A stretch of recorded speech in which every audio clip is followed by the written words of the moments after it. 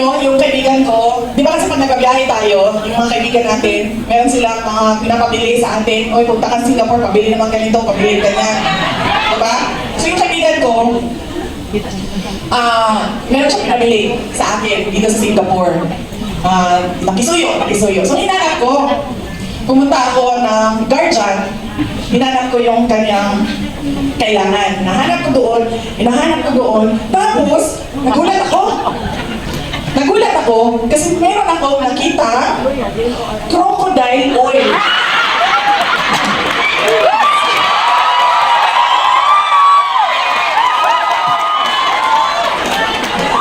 Hindi talaga ito, promise, walang biro. First time. Nakailang beses naman ako sa Singapore o sa ibang lugar, sa mga grocery. Ngayon lang ako nakita na crocodile oil. Tapos, kasi kung ganyan, puro iba't ibang klaseng crocodile oil. So, nakahanap ko nung pinapabili sa akin. So, nakahanap ko lang ganun. Sabi ko, crocodile oil! Sabi ko, nandito sila!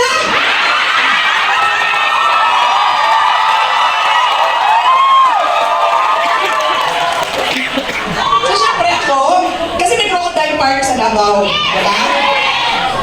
Sabi nung kasama ko, tiga Davao din, sabi niya, ano daw, nagsabi daw yung may-ari ng crocodile park, effective daw talaga yung crocodile oil. Kasi nakalagay doon for stars, for beautiful skin. Nabasa niyo ba? Oo, di ba?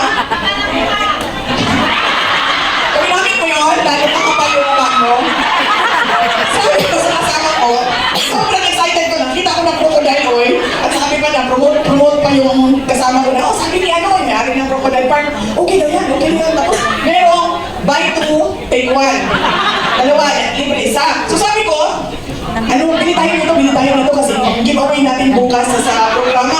Pagligay natin. So sabi ko, kailangan ko din ito para sa teklat ko. So, bili tayo. So, hindi ko tinignan kung magkano. Diretso lang buha, ganyan. Pagdating natin doon sa cashier, 300 plus Singapore dollars. Ganyan ka, mahal ang crocodile oil. So imagine niyo, magkano ang kikitain ng Pilipinas kunin natin ang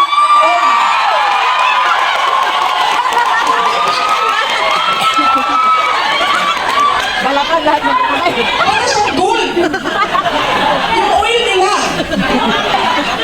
Yung binili ko hindi siya umabot 20, yung binili ko pinabili sa akin, hindi siya umabot ng 20 Singapore dollars. Yung 2, buy 2, take 1 na crocodile oil, 300 plus Singapore dollars. So, ibig sabihin na lang natin averaging 100 Singapore dollars ang ganito kaliit na oil. So, ibig sabihin, kapag kinuha mo ang oil ng Tambaluslos, may dalawa sa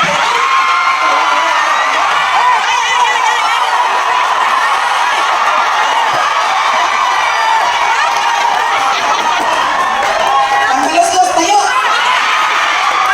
Una natin ang oil ito! Kaya na ang pera!